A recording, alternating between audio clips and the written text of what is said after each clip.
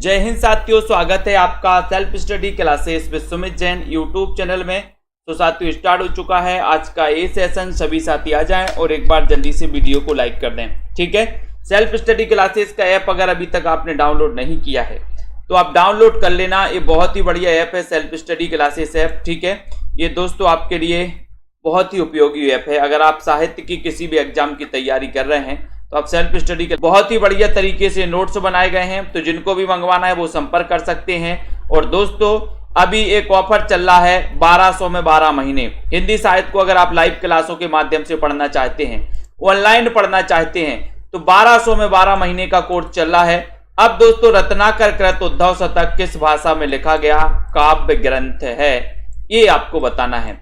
रत्नाकर कृत उद्धव शतक किस भाषा में लिखा गया काव्य ग्रंथ है, बताइए। बहुत ही अच्छा क्वेश्चन यहां से पूछा गया आपसे, सभी लोग बताएंगे। शेयर कर देना हमारे सभी साथी दोस्तों, लाइक कर देना हमारे सभी साथी, ठीक है। और सभी साथी आ जाएं। बहुत ही बढ़िया तरीके से ये सेशन अपना चलता है रोज रात्रि 9 बजे, ठीक है। तो यहां पर आपका पहला प्रश्न पूछा गया है, रत्नाकर कृत उद्धव शतक किस भाषा में लिखा गया है, किस भाषा में लिखा गया ये बताइए। बहुत ही बढ़िया क्वेश्चन है। उद्धव शतक, ये इसके रचनाकार रत्नाकर जी हैं और आपने बिल्कुल सही बताया है रंजीत कौर जी कि सर ये ब्रज भाषा में लिखा गया है और ब्रज भाषा पश्चिमी हिंदी की बोली मानी जाती है, यानी कि आपका जो बी नंबर है वो आंसर बिल्कुल करेक्ट आंसर हो जाता है। ज्ञानदीप के रचनाकार कौन है, ज्ञानदीप के रचनाकार आपको चयन करना है। अच्छा क्वेश्चन है, ज्ञानदीप पूछा गया है। मंझन की है, कुतुबन की है, उस्मान की या फिर शेख नबी की ये रचना मानी जाती है। ज्ञानदीप के रचनाकार आखिर हैं कौन, प्रश्न क्रमांक 2 नंबर है। सभी लोग बताएंगे। जितने भी हमारे साथी हैं पंजाब मास्टर कैडर वाले साथी, जिनको भी हिंदी साहित्य के नोट्स मंगवाना है अपने घर पे, वो नोट्स मंगवा सकते हैं दोस्तों।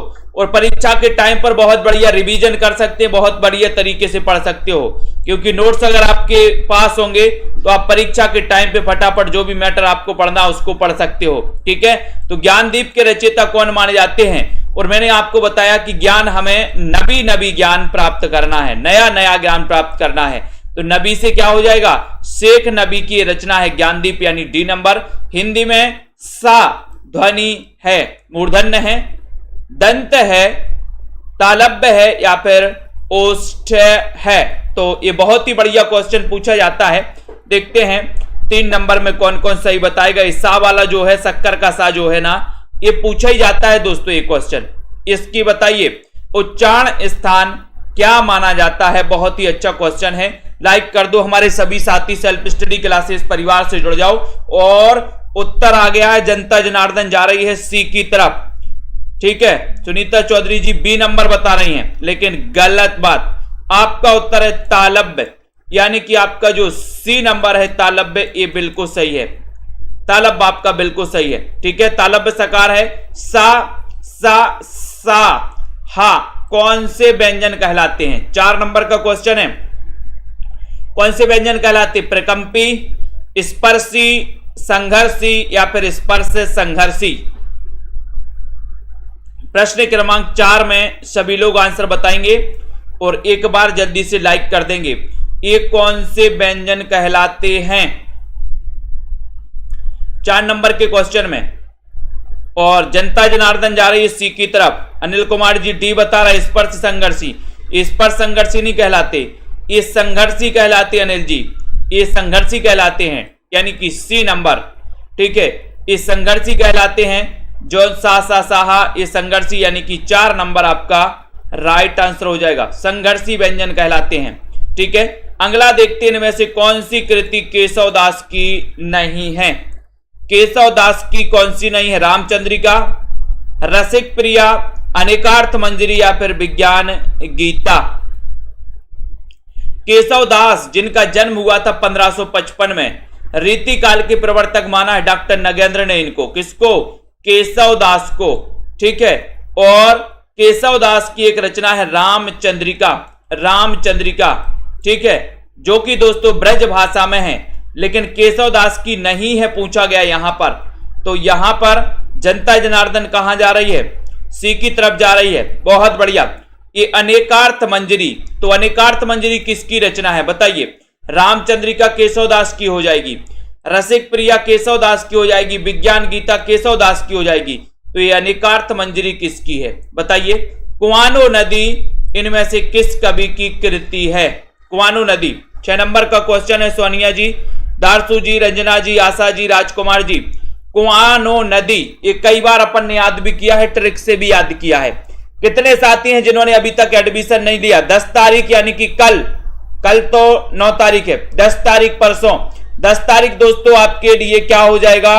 1200 में 12 महीना 10 तारीख के रात के 12 बजे तक चलेगा, ऑफर समाप्त हो जाएगा। ठीक है, तो जिन भी साथियों को ऑनलाइन क्लास में, लाइव क्लास में एडमिशन लेना है वो सभी साथी एडमिशन ले लेंगे। कुआनो नदी इनमें से किस कवि की कृति है? 6 नंबर का क्वेश्चन आपसे पूछा गया है और 6 नंबर में बोले सर कुआं और नदी का सर्वे करना है। सर्वे से क्या बनेगा? सर्वेश्वर दयाल सक्सेना, यानी ये नंबर आपका सही है। महापुराण के रचनाकार कौन है? महापुराण के रचनाकार कौन है? 7 नंबर का क्वेश्चन है।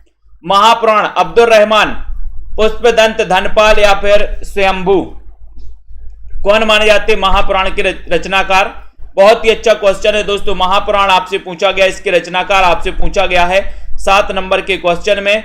और सीधा सीधा आंसर क्या जा रहा है? पूजा वर्मा जी बताइए, शुभम जी राइट आंसर क्या हो जाएगा यहां पर? संध्या जी, दीपिका शुक्ला जी, महापुराण बोले सर ये पुष्पदंत का ग्रंथ है, पुष्पदंत। अब पुष्पदंत किस सदी के माने जाते हैं बताइए? किस सदी के माने जाते हैं पुष्पदंत? तो महापुराण से यानी कि आपका बी नंबर बिल्कुल सही होगा, पुष्पदंत का ग्रंथ है। ठीक है, पुष्पदंत इसके रचनाकार है, लेकिन किस सदी के हैं जल्दी बताओ?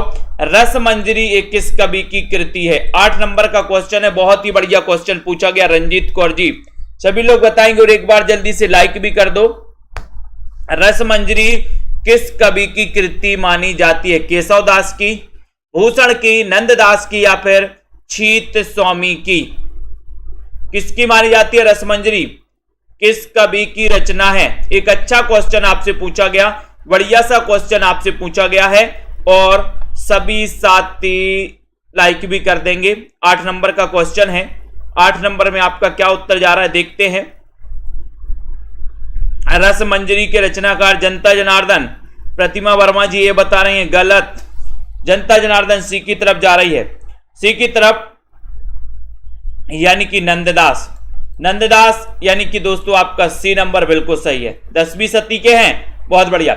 नंददास आपका राइट आंसर। मृगावती के रचनाकार कौन है? 9 नंबर का क्वेश्चन है और शेयर करके एक बार जल्दी से बताना है कि सर हम सभी आ चुके हैं और लाइक भी कर देना है।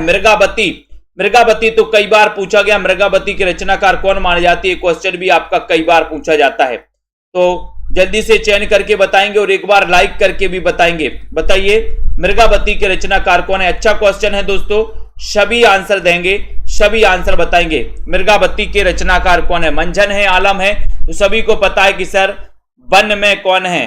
कुतुबन। और वन में कौन है? मृग। तो मृग से क्या बनेगा? मृगावती। और कुतुबन यानी सी नंबर आपका करेक्ट आंसर हो जाएगा, सी नंबर।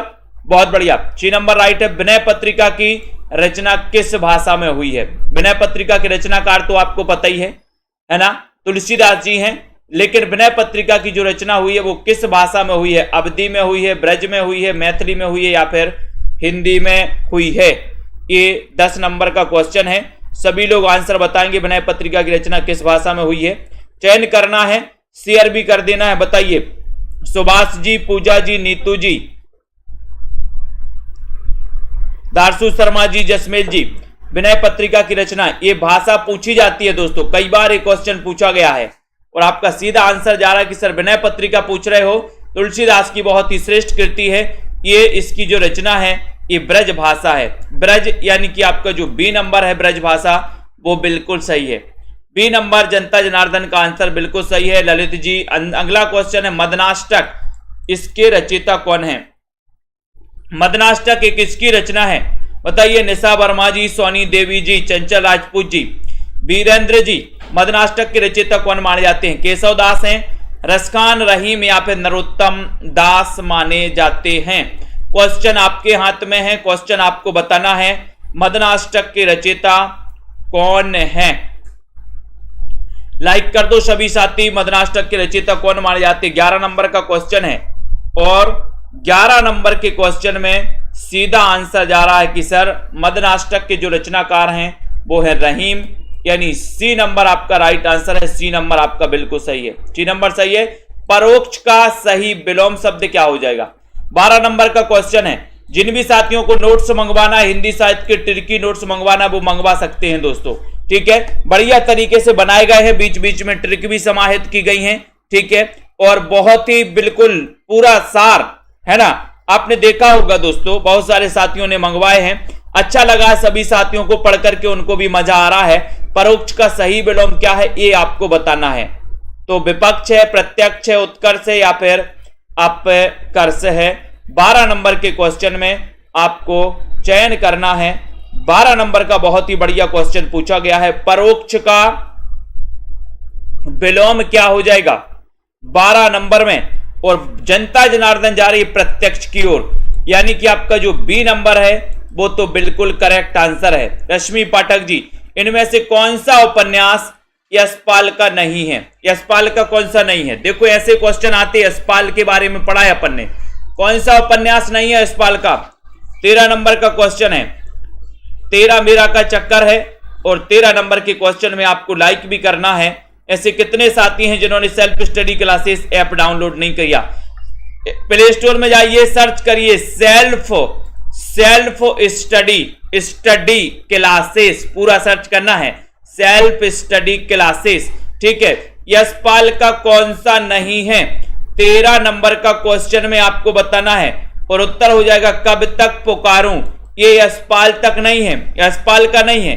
फिर एक किसका है? रांगे राघव का। वेरी गुड रश्मि जी, बिल्कुल सही बताया कि सर ये कब तक पुकारूं, रांगे राघव का है, यानी बी नंबर आपका बिल्कुल सही है।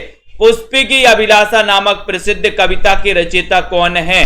अच्छा क्वेश्चन है। बालकर्ण शर्मा नवीन है, दिनकर हैं, माखनलाल चतुर्वेदी हैं या फिर राम नरेश त्रिपाठी हैं? 14 नंबर का क्वेश्चन, पुष्पी की अभिलाषा नामक प्रसिद्ध कविता के रचयिता कौन है? एक अच्छा क्वेश्चन पूछा गया। आलोक हिंदी जी बताइए सही आंसर क्या है यहाँ पर? पुष्प की अभिलाषा तो बहुत दिन से पढ़ते आए हैं, बोले सर हम तो, ठीक है। तो उत्तर चला जाता कि पुष्प की अभिलाषा, यानी कि इसमें माखनलाल लगा दो, माखनलाल चतुर्वेदी, यानी कि सी नंबर लगा दो। 1889 में जन्म हुआ था इनका, माखनलाल चतुर्वेदी का। इनके दोस्तों एक साहित्य देवता आप पढ़ते हो, साहित्य देवता को क्या खबाना? माखन। इनका एक निबंध है माखनलाल चतुर्वेदी जी का, जिसके पास कुछ ना हो उसके लिए एक शब्द क्या होगा? जिसके पास कुछ ना हो उसके लिए बताना है आपको। कुमकुम यादव जी, सभी लोग बताएंगे। और निरंतर तैयारी करते रहिए दोस्तों, एग्जाम आते रहेंगे जाते रहेंगे, लेकिन तैयारी नहीं रुकनी चाहिए, तैयारी तो निरंतर चलनी चाहिए। जिसके पास कुछ ना हो उसके लिए एक शब्द आपको चयन करना है, और ये एक शब्द कई बार पूछा जाता है। जिसके पास कुछ ना हो उसके लिए एक शब्द कौन सा है? और आप लोगों ने चयन किया कि सर उसके लिए आप अपन आकिंचन बोल सकते, आकिंचन, यानी कि ये नंबर लगाना है। जिसके पास कुछ ना हो उसे क्या बोलेंगे? आकिंचन। ये आपका करेक्ट राइट आंसर है। चिंतामणि के रचयिता कौन है? चिंतामणि ये कितने भागों में प्रकाशित है ये भी आपको बताना है। चिंतामणि कितने भागों में प्रकाशित है, इसके रचनाकार कौन है? 16 नंबर का क्वेश्चन है। और देखते हैं कौन कौन सही सफल हो पाता है। यहां पर राजकुमारी जी, अर्पिता दुबे जी, सही आंसर बताना है, जल्दी से बताइए। सुनीता प्रजापति जी, चिंतामणि, और चिंता की पूरी मणि तो बोले सर रामचंद्र शुक्ल को थी, है ना? तो रामचंद्र शुक्ल ये कितने भागों में है? तो बताया आपने कि सर ये 4 भागों में प्रकाशित है। चिंतामणि भाग 1, 2, 3 और 4, ये 4 भागों में प्रकाशित है चिंतामणि, ठीक है। ये दोस्तों आपको याद रख लेना है। इनका निबंध संग्रह है चिंतामणि, किसका? रामचंद्र शुक्ल का। सी नंबर, जन्मेजय का नांग यज्ञ किसकी कृति है? जन्मेजय का नांग यज्ञ, ये आपको चयन करना है। तनु जी बताइए, लाइक करके शेयर भी करिए। जन्मेजय का नांग यज्ञ आपको चयन करना है। प्रसाद की है, शेठ गोविंद दास की है, लक्ष्मी नारायण लाल की है या फिर गोविंद बल्लभ पंत की मानी जाती है। 17 नंबर के क्वेश्चन में अच्छा क्वेश्चन है, सभी लोग बताएंगे जन्मेजय का नाग यज्ञ, इस कृति के जो लेखक हैं वो कौन है? और आपको पता है कि सर नांग की बात आई है तो नांग तो शंकर जी के गले में पड़ा है, तो ये आपका उत्तर। आपने वो पढ़ा होगा, नांग बोला मैं सबसे बड़ा, बोले शंकर जी के गले में क्यों पड़ा, है ना? तो याद रखते ना, ये आपका बी नंबर आपका बिल्कुल सही हो जाएगा। भुजंग का पर्यायवाची शब्द कौन सा है? भुजंग का बताना है, बताइए। भुजंग का पर्यायवाची बताइए। तन्मय जी, प्रीति पाल जी, सीताराम जी, हरविंदर सिंह जी। 18 नंबर का क्वेश्चन है मधुकर त्रिपाठी। भुजंग का पर्यायवाची आपको चयन करना है। केंचुआ है, गिरगिट है, सर्प है या फिर तोता है। तो भुजंग का पर्यायवाची 18 नंबर के क्वेश्चन में 18 का उत्तर आपको चयन करना है और आपका उत्तर है कि सर भुजंग का पर्यायवाची जो हो जाएगा, जनता जनार्दन कहां जा रही? सी की तरफ। सर्प, बहुत बढ़िया। सर्प बोले सर्प का भुजंग, भुजा में बोले सर्प ने काट दिया, भुजा भुजंग, ठीक है। यानी कि आपका जो सी नंबर है वो बिल्कुल करेक्ट आंसर है। अतीत के चलचित्र के रचयिता कौन है? अतीत के चलचित्र बताइए। कुमारी जी बताएं, प्रमांशु जी स्टडी विथ बताएं फटाफट से। आशा कुमावत जी 19 नंबर का क्वेश्चन है, लाइक कर देना है जल्दी से। सुनीता प्रजापति जी बताओ अतीत के चलचित्र, इसके रचनाकार कौन है? चयन करना है बिल्कुल। चंदन विष व्यापत नहीं लिपटत रहित भुजंग, बिल्कुल सही है, ठीक है। तो अतीत के चलचित्र बोले ये तो बिल्कुल सरल है। जनता जनार्दन वोट कर रही महादेवी वर्मा जी, बिल्कुल सही है, करेक्ट आंसर है, राइट आंसर है, वेरी गुड आंसर है। बेताल पच्चीसी के रचनाकार कौन है? 20 नंबर का क्वेश्चन है, बेताल पच्चीसी आपसे पूछा गया है। तनु जी, हिमांशी, मधुकर जी सभी लोग आंसर चयन करेंगे। अलका ठाकुर जी 20 नंबर का क्वेश्चन है। Self study classes app download कर ले सभी साथी, है ना। और जिनको भी एडमिशन लेना है, रेगुलर और निरंतर अध्ययन करना है, तो अभी 1200 में 12 महीने 1200 में 12 महीने आप पढ़ सकते हो दोस्तों। बेताल पच्चीसी के रचनाकार कौन है? एक अच्छा क्वेश्चन आपसे पूछा गया है 20 नंबर के क्वेश्चन में, और आपका सीधा आंसर जा रहा है कि सर बेताल पच्चीसी अगर आपने पूछा है तो आप सूरती मिश्र लगा देना, डी नंबर लगा देना, सूरती मिश्र आपका राइट आंसर हो जाएगा, ठीक है।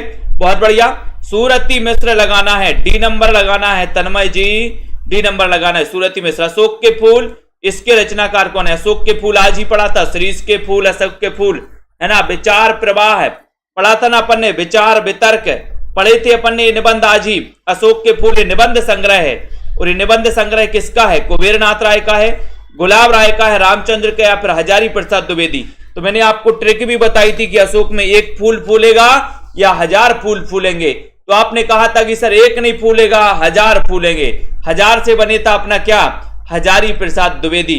ललित निबंधकार के रूप में प्रसिद्धि मानी जाती है द्विवेदी जी की। एक भारतीय आत्मा किससे कहा जाता है? बहुत ही सरल क्वेश्चन है और आसान क्वेश्चन है, सभी लोग बताएंगे। पेड कोर्स की क्लास होती है शाम को 5 बजे, 5 से 5:40 होती है, और 6:30 से 7:10 तक 40-40 मिनट की 2 क्लासें चलती हैं। नया बैच स्टार्ट हो रहा है 15 अप्रैल से। तो 15 अप्रैल से दोस्तों आपको शुरुआत से पढ़ाया जाएगा, हिंदी भाषा से पढ़ाया जाएगा, हिंदी भाषा पढ़ाया जाएगा, उसके बाद देवनागरी पढ़ाया जाएगा, ठीक है। तो जिन भी साथियों को नए बैच में एडमिशन लेना है वो ले सकते हैं। एक भारतीय आत्मा के नाम से कैसे जाना जाता है तब आपको पता है, माखनलाल चतुर्वेदी को, ठीक है। बी नंबर, चिरंतन का सही विलोम क्या हो जाएगा? चिरंतन तो कई बार पूछा जाता है, अब बताइए। शिव कुमार जी, निधि दुबे जी बताएं, ममता रानी जी, चिरंतन का सही विलोम शब्द क्या है? एक आसान सा क्वेश्चन है, अच्छा क्वेश्चन है, सभी लोगों को बताना है और लाइक भी कर देना है, सभी साथी लाइक भी करेंगे। चिरंतन का सही विलोम शब्द क्या है? ये क्वेश्चन आपसे पूछा गया, अच्छा क्वेश्चन पूछा गया है, लाइक कर दो सभी साथी जल्दी से। चिरंतन का सही विलोम क्या है? एक अच्छा क्वेश्चन है, और आपका राइट आंसर हो रहा है कि सर नस्बर।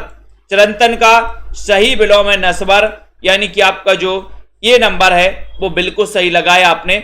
अनाम दास का पोथा, इसके रचयिता कौन है? अनाम दास का पोथा 24 नंबर का क्वेश्चन है। 24 नंबर के क्वेश्चन में आपको चयन करते हुए बताना अनाम दास का पोथा, इसके रचनाकार कौन माने जाते हैं। लखविंदर जी चयन करिए जल्दी से, शेयर भी करिए अपने मित्रों को। अनाम दास का पोथा, इसके रचयिता माखनलाल हैं, सोहनलाल हैं, हजारी प्रसाद हैं, या फिर महावीर प्रसाद हैं? कौन है? कमला ठाकुर जी और बोले सर अनाम दास का पोथा पूछा है, तो अनाम दास का पोथा, पोथा पोथी, बोले सर अनाम दास का पोथा, पोथा पोथी, हजारों पोथा पोथी पढ़ता है, तो पोथा पोथी पढ़ पढ़ा पर वो आया ना कि पोथी पढ़ पढ़ जग मुआ और पंडित हुआया ना कोई, ढाई आखर प्रेम के पढ़े सो। ये हजारी प्रसाद द्विवेदी पोथी पोथा हजारों पोथी पोथा पढ़ लिए बोले सर हमने, लेकिन पंडित नहीं हो पाए। वीरों का कैसा हो बसंत, ये इसके रचनाकार कौन है, ये कविता के रचयिता कौन है, वीरों का कैसा हो बसंत, बताइए। विवेकानंद तिवारी जी। 25 नंबर का क्वेश्चन है सृजन कुमार जी। अच्छा क्वेश्चन पूछा गया आपसे, बताइए सभी लोग चयन करिए 25 नंबर के क्वेश्चन में, और आपका आंसर देखते हैं कहां जा रहा है। यहां पर राइट आंसर चयन करना है और 25 में जा रहा कि सर ये वीरों का कैसा हो बसंत, यानी कि आप सुभद्रा कुमारी चौहान लगा दो। बी नंबर कमेंट में लिख दो, बी नंबर सही लिख दो, ठीक है, सुभद्रा कुमारी चौहान। नेक्स्ट है गुणवाचक विशेषण कौन सा है, गुणवाचक विशेषण 3 थोड़ा नया 5 किलोग्राम, बताइए शुभा सिंह जी क्या है यहां पर राइट आंसर बताना है। गुणवाचक विशेषण के बारे में चयन करना है। अच्छा सा क्वेश्चन पूछा गया, गुणवाचक विशेषण पूछा गया आपसे 26 नंबर के क्वेश्चन में, और आपने देखते हैं क्या नंबर बता रहे हैं आप 26 नंबर में। बहुत ही बढ़िया, इतना अच्छा क्वेश्चन है कि सर गुणवाचक विशेषण है नया। नया सी नंबर बताया जिन्होंने, उनका आंसर बिल्कुल सही है, बिल्कुल राइट आंसर है, बिल्कुल बहुत बढ़िया, ठीक है। तो इस सी नंबर आपका गुणवाचक विशेषण नया हो जाएगा। छंदमाला के रचयिता कौन है, छंदमाला 27 नंबर का क्वेश्चन है, सभी लोग बताइए छंदमाला के रचयिता कौन है, बताइए हरमिंदर जी, मुकेश कुमार जी। और छंदों की माला कहां पर पहनना है, मैंने आपको कई बार बताया है कि छंदों की माला कहां पहनना है, बताइए। जिन भी साथियों ने नोट्स नहीं मंगवाए अभी तक, तिरकी नोट्स हिंदी साहित्य के, वो मंगवा सकते हैं अपने घर पर दोस्तों, है ना, संपर्क कर सकते हैं। छंदों की माला कहां पहननी है, तो आप बताओगे कि सर केस में पहननी, केस में, तो केस से क्या हो जाएगा, केशवदास हो जाएगा, केशवदास, यानी कि ए नंबर आपका बिल्कुल सही है। मोक्ष की इच्छा करने वाला के लिए एक शब्द कौन सा है, मोक्ष की इच्छा करने वाला, इसके लिए एक शब्द आपको चयन करना है, एक शब्द आपको बताना है, तो बताइए रीना मंडियाल जी, अर्पिता जी, बताएं हेमा सिंह जी। मोक्ष की इच्छा करने वाला, इसके लिए एक शब्द चयन करना, तो क्या लगाओगे, तब आपको लगाना है मुमुक्षु, यानी कि आपका जो डी नंबर है, डी नंबर मुमुक्षु आपका राइट आंसर है, ठीक है। मसी कागज छुओ नहीं, कलम गही नहीं हाथ, इस प्रस्तुत पंक्तियों के रचनाकार कौन है, दादू दयाल है, कबीर दास है, रैदास है, या फिर सुंदर दास है।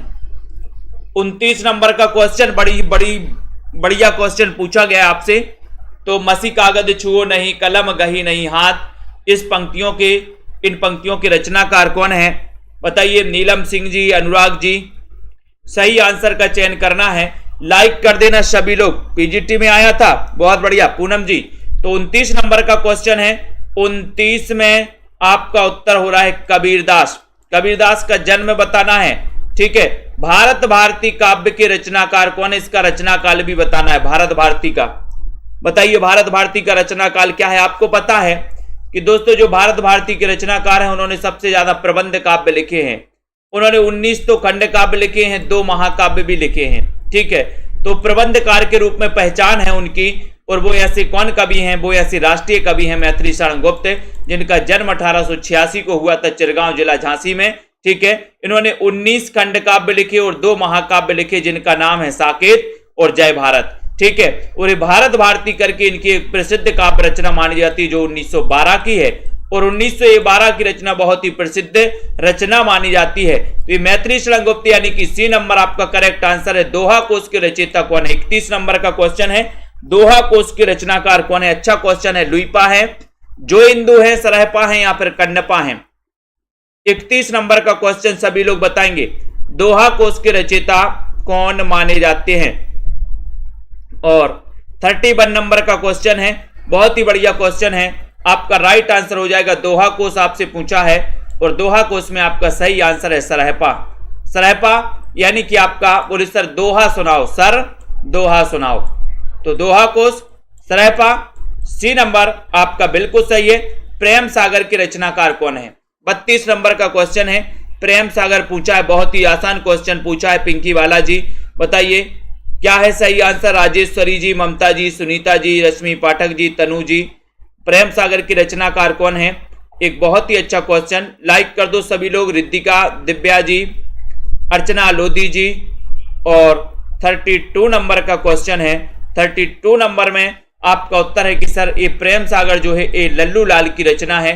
ठीक है, ये सी नंबर आपका करेक्ट आंसर है। दक्षिण का विलोम क्या हो जाएगा? दक्षिण का विलोम बताना है। दक्षिण का पश्चिम, पूरब, वाम या फिर दायां? दक्षिण का विलोम क्या हो जाएगा? कल्पना वर्मा जी बताइए। अर्पिता दुबे जी, 33 नंबर का क्वेश्चन है और शेयर भी करते रहिए अपने साथियों को दोस्तों। और यहां पर आपसे पूछा गया जो क्वेश्चन है वो आपको बढ़िया तरीके से बताना है। दक्षिण का विलोम शब्द क्या हो जाएगा? सभी लोग बताएंगे। बढ़िया सा सीरीज चल रही है दोस्तों आपकी, 1200 में 12 महीने की सीरीज चल रही है। 1200 में 12 महीने दोस्तों आप एडमिशन ले सकते हो कोर्स में। दक्षिण का विलोम शब्द पूछा गया तो आपने उत्तर बता दिया सी यानी कि वाम। ठीक है, हार की जीत कहानी के कहानीकार कौन है? हार की जीत कहानी के कहानीकार कौन है? सुदर्शन है, कमलेश्वर हैं, रांगे राघव हैं, इनमें से कोई नहीं। हार की जीत कहानी ये किसकी कहानी है? रितु जी बताइए। सही आंसर आराधना यादव जी। हार की जीत बताना है। और हार की जीत के जो आंसर हैं वो तो पता ही है कि सर सुदर्शन, हार की जीत के दर्शन किए हैं, सुदर्शन किए हैं, ये नंबर करेक्ट है। रानी केतकी की कहानी, इसके रचयिता कौन है? 35 नंबर का क्वेश्चन है। रानी केतकी की कहानी किसने सुनी है? बोले सर इंशाअल्लाह खां, यानी कि इनका नाम है इंशाअल्लाह खां ने सुनी है। ठीक है, तो आपका उत्तर है सही नंबर क्या हो जा रहा है? सही नंबर है इंशाअल्लाह खां यानी कि डी नंबर। रानी केतकी की कहानी इंशाअल्लाह खां, डी नंबर आपका सही है। शिव शंभू के चिट्ठे से संबंधित रचनाकार कौन है? 36 नंबर का क्वेश्चन है, बाबू तोताराम है, केशव राम भट्ट हैं, अंबिका दत्त व्यास हैं, बाल मुकुंद गुप्त हैं। शिव शंभू के चिट्ठे से संबंधित रचनाकार आपको चयन करना है। 36 नंबर का क्वेश्चन है। 36 नंबर के क्वेश्चन में आपको सभी लोगों को बताना है शिव शंभू के चिट्ठे। और ये तो पता ही है कि सर जो शिव शंभू के चिट्ठे आप पूछ रहे हो इससे संबंधित जो रचनाकार माने जाते हैं 36 नंबर के क्वेश्चन में वो माने जाते हैं बाल मुकुंद गुप्त। कौन माने जाते हैं? बाल मुकुंद गुप्त जी माने जाते हैं। डी नंबर आपका बिल्कुल सही है। जिस छंद के प्रत्येक चरण में 16-16 मात्राएं होती हैं और दोस्तों अंत में गुरु होता है, उसे क्या कहते हैं? उसे क्या कहते हैं? 37 नंबर सभी को पता है लगभग, है ना? सरल क्वेश्चन है और आपका उत्तर हो जाएगा कि सर वो चौपाई है 37 नंबर का। डी नंबर हो जाएगा। प्रेम की पीर ही को लेकर इनकी वाणी का प्रादुर्भाव। प्रेम की पीर ही को लेकर इनकी वाणी का प्रादुर्भाव, वाणी का प्रादुर्भाव हुआ, है ना? आलोचक रामचंद्र शुक्ल का यह जो दोस्तों कथन है रीतिकाल के किस कवि के संदर्भ में है? रीतिकाल के किस कवि के संदर्भ में? घनानंद के संदर्भ में है, मती राम के संदर्भ में है, केशव दास के संदर्भ में है, रसनिधि के संदर्भ में है। तो 38 नंबर का क्वेश्चन है किसके संदर्भ में है? ये क्वेश्चन आपको बताना है। सभी लोग बताएंगे, उत्तर बताएं।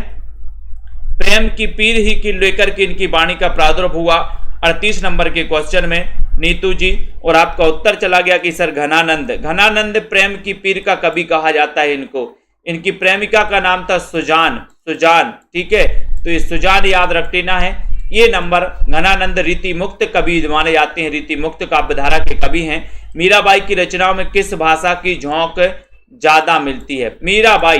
मीराबाई की रचनाओं में अपन ने दोस्तों राग गोविंद इनकी बहुत ही प्रसिद्ध रचना पढ़ी थी। मीराबाई की पदावली तो आपको पता ही है, नरसिंह जी को मायरो आपको पता है मीराबाई की रचनाओं में। ठीक है, तो ये मीराबाई हैं, इनको याद रख लेना है। और इनकी रचनाओं में किस भाषा की झोंक मिलती है ये आपको बताना है। सबसे ज्यादा झोंक किस भाषा की मिलती है? 39 नंबर के क्वेश्चन में आपसे सीधा क्वेश्चन पूछा गया है, राइट सा क्वेश्चन पूछा गया है और आपको बताना है। बताएं सही आंसर क्या जा रहा है यहां पर? और आपका उत्तर है कि सर राजस्थानी। अब राजस्थानी बताना है आपको किस अपभ्रंश से इसका उद्भव होता है दोस्तों? बताएं, ये राजस्थानी जो है इसका किस अपभ्रंश से इसका विकास होता है? राजस्थानी उपभाषा का। बताओ, बताइए। 39 नंबर के क्वेश्चन में, मैं उस जनपद का कवि हूं, काव्य रचना किस कवि की है? 40 नंबर का क्वेश्चन है, मैं उस जनपद का कवि हूं। नागार्जुन की है, रांगे राघव की, त्रिलोचन की या केदारनाथ अग्रवाल की? बताएं सरबजीत जी। मैं उस जनपद का कवि हूं, काव्य रचना किस कवि की मानी जाती है? 40 नंबर में बहुत ही बढ़िया क्वेश्चन आपसे पूछा गया है, जल्दी से बताना है। और जिन भी साथियों को न्यू बैच में एडमिशन लेना है 1200 में 12 महीने, आप बहुत ही अच्छे से पढ़ सकते हो, जहां पर लाइव क्लास हैं, रिकॉर्डेड क्लास हैं, टॉपिक बाय टेस्ट, हर संडे को भी टेस्ट करवाया जाता है, ठीक है, रिवीजन टेस्ट भी होते हैं, बहुत सारी चीजें जहां पर आपको दोस्तों भरपूर मटेरियल मिलता है। मैं उस जनपद का कवि हूं, 40 नंबर के क्वेश्चन में आपको बताना है, तो आपका उत्तर हो जाएगा कि सर ये जो पूछा है आपने क्वेश्चन, ये त्रिलोचन। त्रिलोचन का जो वास्तविक नाम था वो क्या था, ये भी बताइए। त्रिलोचन आपको बताना है, बोले मैं उस जनपद का कवि हूं जहां के त्रिलोचन है। जहां की कौन है? त्रिलोचन। त्रिलोचन का वास्तविक नाम क्या है, ये आपको बताना है। सोनेट लेखन के लिए जाने जाते हैं त्रिलोचन, ठीक है। तो सी नंबर तो आपका क्वेश्चन सही हो जाता है, लेकिन इनका दोस्तों वास्तविक नाम भी आपको बताना है। उत्कर्ष का विलोम क्या होगा? त्रिलोचन का वास्तविक नाम क्या है, बताइए। सृजन कुमार जी बताएं, प्रियंका यादव जी। 41 नंबर का क्वेश्चन, उत्कर्ष का विलोम क्या होगा? पश्चिमी राज गुजरात में शेर है, बहुत बढ़िया। पश्चिमी राज गुजरात में शेर है, अपन ने एक ट्रिक बनाई थी, तो पश्चिमी हिंदी, राजस्थानी और गुजराती शेर है, तो स्वर सैनी अपभ्रंश से निकली थी दोस्तों ये उपभाषाएं, इनका विकास हुआ था। उत्कर्ष का विलोम पूछा गया, ये क्वेश्चन कई बार आया उत्कर्ष का, और उत्कर्ष का हो जाता है अपकर्ष, यानी कि ये नंबर आपका करेक्ट आंसर हो जाता है। लघु मानव के बहाने हिंदी कविता पर एक बहस, इसके रचनाकार कौन है? 42 नंबर का क्वेश्चन। लघु मानव के बहाने हिंदी कविता पर एक बहस के रचनाकार कौन है? 42 नंबर का क्वेश्चन है। 42 नंबर के क्वेश्चन में आपको चयन करना है, तो देखते हैं राइट आंसर क्या हो जाता है। लघु मानव के बहाने हिंदी कविता पर एक बहस, ये क्वेश्चन आ चुका है, कई बार आ चुका है, ठीक है ना, बीच बीच में रहते हैं इसमें भी सरबजीत जी। तो लघु मानव के बहाने हिंदी कविता पर एक बहस के रचनाकार कौन है? उत्तर हो जाएगा विजय देव नारायण शाही, यानी कि बी नंबर आपका करेक्ट आंसर है। बी नंबर आपका सही है। ललित निबंधकार के रूप में किसे प्रसिद्धि मिली है? जिन भी साथियों को 10,000 प्रश्नों की प्रैक्टिस सीरीज में भाग लेना है, जिसमें आपको 10,000 प्रैक्टिस से दोस्तों क्वेश्चन की प्रैक्टिस सेट मिलेंगे, जिनको आप प्रैक्टिस कर सकते हैं। 599 में ऐप में जाकर के 10,000 क्वेश्चन की टेस्ट सीरीज परचेस कर सकते हो। जिन भी साथियों को पंजाब मास्टर कैडर के मॉडल पेपर चाहिए है, जिसमें 30 मॉडल पेपर रहेंगे और कुल मिला के 4500 क्वेश्चन रहेंगे, जिसकी पीडीएफ भी आपको मिलेगी, है ना, और 2000 क्वेश्चन एक्स्ट्रा क्वेश्चन और उसमें रखे गए हैं, ठीक है। तो ललित निबंधकार के रूप में प्रसिद्धि किसकी है? तो आपको पता है विद्यानिवास मिश्र की प्रसिद्धि है। यहां पर बात नहीं रुकी, 2 निबंध आपको इनके बताना है। विद्यानिवास मिश्र के 2 निबंध बताइए जो प्रसिद्ध हैं, जो पूछे जाते हैं परीक्षा में। हिंदी में स्त्री विमर्श की अवधारणा को चर्चा में लाने का जो श्रेय है दोस्तों, किस कथाकार को दिया जाता है? स्त्री विमर्श को, बताइए। 44 नंबर का क्वेश्चन है। लखविंदर जी, रश्मि पाठक जी, चयन करिए। श्वेता जी बताएं, हिंदी में स्त्री विमर्श की अवधारणा को चर्चा में लाने का श्रेय किसको है? 44 नंबर, बहुत ही बढ़िया क्वेश्चन है, सभी लोग बताएंगे और आपका उत्तर देखते हैं कहां जा रहा है। स्त्री विमर्श की अवधारणा को लाने का विद्यानिवास मिश्र के 2 निबंध भी लिख दीजिए, कौन कौन से निबंध हैं इनके, ठीक है। 599 सरबजीत सिंह जी, मॉडल पेपर की 599, 30 मॉडल पेपर रहेंगे उसमें। विद्यानिवास मिश्र के निबंध किसी को नहीं है पता? अर्चना जी ने बताया है, आराधना जी ने। मेरे राम का मुकुट भीग रहा है, बहुत बढ़िया, है ना, मेरे राम का मुकुट भीग रहा है, सब लोग एक ही, तुम चंदन हम पानी, बहुत बढ़िया दीपिका जी। तो स्त्री विमर्श में यानी कि 44 नंबर के क्वेश्चन में और सीधा आंसर जा रहा है राजेंद्र यादव, यानी कि सी आपका सही है। ठीक है, मैंने सिल पहुंचाई, बहुत बढ़िया सौरभ वर्मा जी, वेरी गुड। तो राजेंद्र यादव सी नंबर। क्या भूलूं क्या याद करूं मैं किस रचनाकार की दोस्तों आत्मकथा है, कितने भागों में है, ये भी आपको बताना है। तुम चंदन हम पानी, वेरी गुड। एक पूछा था, कई बता दिया आपने। चितवन की छांव, मेरे राम का मुकुट भीग रहा है, वेरी गुड, बहुत बढ़िया, बिल्कुल सही आंसर है आशा रानी जी। क्या भूलूं क्या याद करूं मैं किस रचनाकार की आत्मकथा संकलित है और ये कितने भागों में है, ये भी बताना है आपको। बहुत अच्छा, अनिल कुमार जी बताइए, क्या भूलूं क्या याद करूं मैं किस रचनाकार की आत्मकथा संकलित है और ये कितने। सैफाली झर रही है, बहुत बढ़िया, वेरी गुड। मैंने एक पूछा था, आपने 5-6 बता दिए, क्या बात है। क्या भूलूं क्या याद करूं मैं किस रचनाकार की दोस्तों आत्मकथा है, तो हरिवंश राय बच्चन। ठीक है, हरिवंश राय बच्चन की आत्मकथा है, कितने भागों में है, 4 भागों में है। जन्म कब हुआ था इनका, 1907 में। हालाबाद के प्रवर्तक कौन है, हरिवंश राय बच्चन।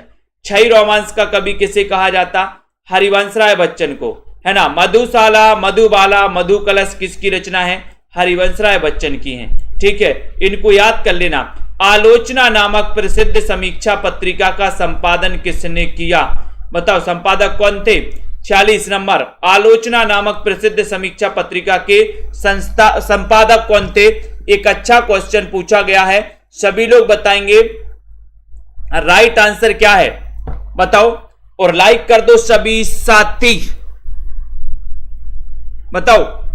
आलोचना नामक प्रसिद्ध पत्रिका के संपादक कौन है, लवली ठाकुर जी, दारसू जी, सही आंसर बताना है। सेल्फ स्टडी क्लासेस में सभी साथी दोस्तों क्या ले लें, एडमिशन ले सकते हैं 1200 में 12 महीने, 10 तारीख तक ऑफर है, 15 तारीख से न्यू बैच स्टार्ट है अप्रैल में। ठीक है, तो आलोचना नामक पत्रिका 46 नंबर का क्वेश्चन आपसे पूछा गया है और आपने बताया कि सर डॉक्टर नामवार से लगा दो, ये नंबर लगा दो। ठीक है, ये नंबर आपका बिल्कुल सही है। रामवृक्ष बैनीपुरी की कौन सी कृति यात्रा वृत्ति की है, रामवृक्ष बैनीपुरी, है ना। रामवृक्ष बैनीपुरी के 2 निबंध बताइए कौन कौन से हैं। रामवृक्ष बैनीपुरी के निबंध पढ़े थे आप, ललित निबंधकारों में इनका नाम भी आता है रामवृक्ष बैनीपुरी का। आपने पढ़ा था सागर की लहरों पर, अप्रवासी की यात्राएं, पैरों में पंख बांधकर, मेरी यूरोप यात्रा। तो 47 नंबर के क्वेश्चन में रामवृक्ष बैनीपुरी के 2 निबंध बताना है आपको। देखते हैं कौन कौन बता पाता है, बताइए। आंसर की भी होगी, बिल्कुल सरबजीत जी आंसर की भी होगी।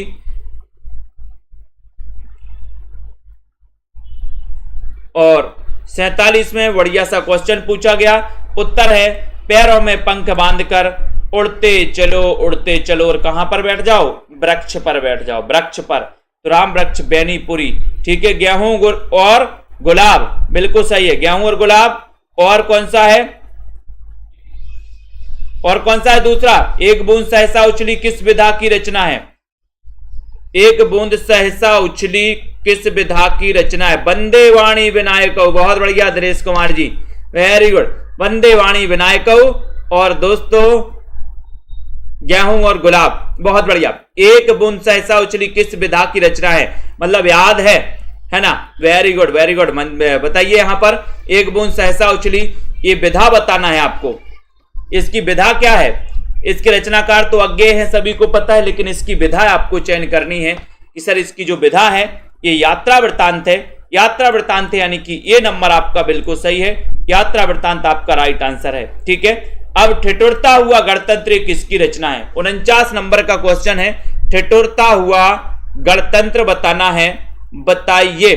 हजारी प्रसाद द्विवेदी के 2 निबंध आपको बताना है, निबंध बताना है, निबंध संग्रह नहीं पूछा हमने निबंध पूछा है, हजारी प्रसाद द्विवेदी के निबंध, 2 निबंध बताना, निबंध संग्रह नहीं। ठिठुरता हुआ गणतंत्र किसकी रचना है, भगवती की है, शरद जोशी, हरिशंकर परसाई या हजारी प्रसाद द्विवेदी, बताइए। बुलडोजर बाबा, बुलडोजर चल रहा है क्या। 49 नंबर का क्वेश्चन, ठिठुरता हुआ गणतंत्र, इसके रचनाकार ये किसकी रचना है, उत्तर हो जाएगा सी नंबर, यानी कि हरिशंकर परसाई। सी नंबर आपका करेक्ट आंसर है, हरिशंकर परसाई आपका बिल्कुल सही है। वाक्यम रसात्मकम काव्यम कहने वाले आचार्य कौन है, शीरीष का फूल बता दिया आपने, वेरी गुड बिल्कुल सही है। बताओ। वाक्यम रसात्मकम काव्यम, कहने वाले आचार्य कौन है? एक अच्छा क्वेश्चन आपसे पूछा गया है। आम बोरा गए हैं, बहुत बढ़िया। अशोक के फूले निबंध संग्रह है। निबंध संग्रह नहीं पूछा मैंने, निबंध पूछे हैं, निबंध पूछे भैया। बताइए यहां पर। वाक्यम रसात्मकम काव्यम, कहने वाले जो आचार्य हैं वो आचार्य हैं विश्वनाथ। यानी कि आपका उत्तर बी नंबर हो जाता है, करेक्ट राइट आंसर हो जाता है। अब जितने भी हमारे साथी हैं जिन्होंने भी सेल्फ स्टडी क्लासेस का ये ऐप डाउनलोड नहीं किया, इस ऐप को डाउनलोड कर लें। जिनको भी एडमिशन लेना है 10 तारीख ऑफर की लास्ट डेट है, यानी कि 15 तारीख से जो न्यू बैच स्टार्ट हो रहा है उसमें आपके लिए ऑफर दिया गया है कि आप 1200 में 12 महीने अध्ययन कर सकते हो हिंदी साहित्य का, जिसमें आपको लाइव क्लासें भी हैं, जिसमें आपके लिए टॉपिक वाइज टेस्ट भी हैं, जिसके लिए आपके लिए रिकॉर्डेड कोर्स भी है। ठीक है, अगर आप लाइव क्लास अटेंड नहीं कर पाते तो रिकॉर्डेड भी है, रिकॉर्डेड से पढ़ सकते हैं। ठीक है, आपके लिए ट्रिकी वीडियो भी है, आपके लिए टॉपिक वाइज टेस्ट भी हैं, हर संडे को भी टेस्ट है। ठीक है, डाउट्स वाले वीडियो भी हैं। एक बढ़िया सा ऐप में ग्रुप है, उसमें आप चैट भी कर सकते हो, है ना, जो भी समस्याएं हैं वो पूछ सकते हो। सेल्फ स्टडी क्लासेस का ऐप आपको डाउनलोड कर लेना है। ठीक है, और दोस्तों ये हिंदी साहित्य के ट्रिकी नोट्स बनाए हैं मैंने खुद, बहुत ही बढ़िया प्रयास से दोस्तों ये नोट्स बनाए हैं। अथक प्रयत्न के बाद आप लोगों तक पहुंचाने के लिए आपको संपर्क करना है। ठीक है, और ये संपर्क नंबर आपके लिए दिया गया है। जिनको भी नोट्स मंगवाना है, चाहे वो आरपीएससी वाले साथी हों, चाहे एलटी ग्रेड, टीजीटी, पीजीटी वाले हों, एचपी कमीशन वाले हों, एच टेट हरियाणा टेट वाले हों या एचपी टेट वाले हों, उत्तराखंड एलटी वाले हों या पंजाब मास्टर कैडर वाले साथी हों, सभी के लिए उपयोगी ये दोस्तों हिंदी साहित्य के नोट्स बहुत ही बढ़िया और गागर में सागर भरने वाले ऐसे नोट्स बनाए गए हैं। बहुत बढ़िया चीजें हैं। आपने देखे होंगे बहुत सारे नोट्स की पूरी पुस्तकें उतार दी जाती हैं, लेकिन यहाँ पर पुस्तकों का, कई पुस्तकों का निचोड़ बनाया गया और जो सबसे सरल से सरल भाषा हो ऐसी भाषा बनाई गई है। ठीक है, तो आप सभी साथी बहुत ही बढ़िया तरीके से अध्ययन कर सकते हैं।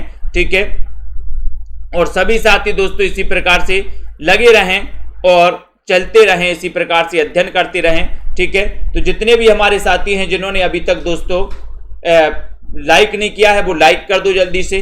ठीक है, और जिन्होंने अभी तक शेयर नहीं किया वो शेयर कर दो अपने सभी साथियों के लिए। दोस्तों इस प्रकार से बताएं, सेल्फ स्टडी क्लासेस परिवार से जुड़ें। ठीक है, तो